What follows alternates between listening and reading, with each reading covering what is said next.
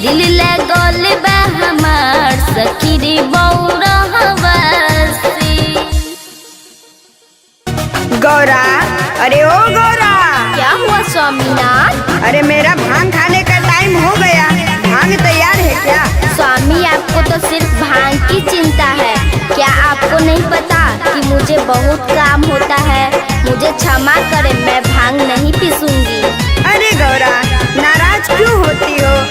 अच्छा, ज्यादा नहीं तो आधा लोटा ही भांग दे दो।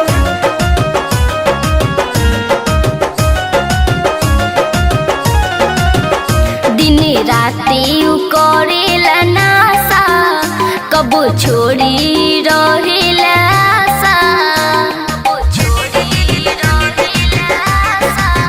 हो दिन राती करेला नासा, कब छोड़ी रहेला आशा।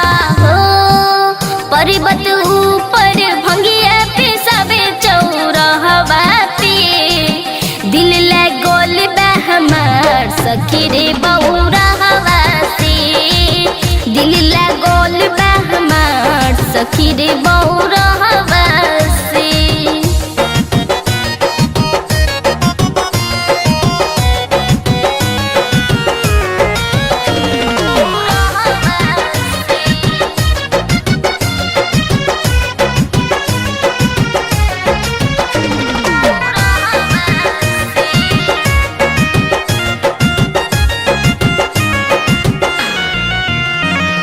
मिश्री मलाई भोला मन न भावे, नशे में भोला तीनों लोग चलावे। हाँ हाँ, मिश्री मलाई भोला मन न भावे, नशे में भोला तीनों लोग चलावे। हो भंगिए खातिर हमरा भोला बे नहीं हरवा से। दिल लगल बा हमार सखी रे बौरहवा से। दिल लगल बा हमार सखी रे बौरहवा से।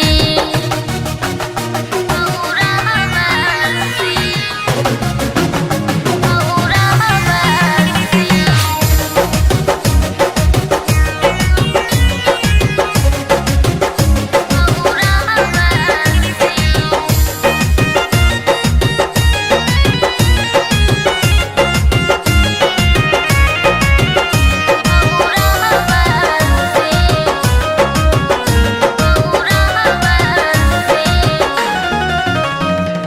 कितनो मनाई भोला माने न बतिया, लागल बालक भांग खोजे दिनो रतिया।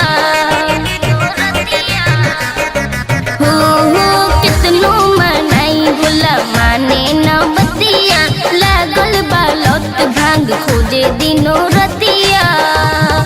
हो डर बड़ी लागे हमरा भोला घरवा से। दिल लगल बा हमार सखी रे बौ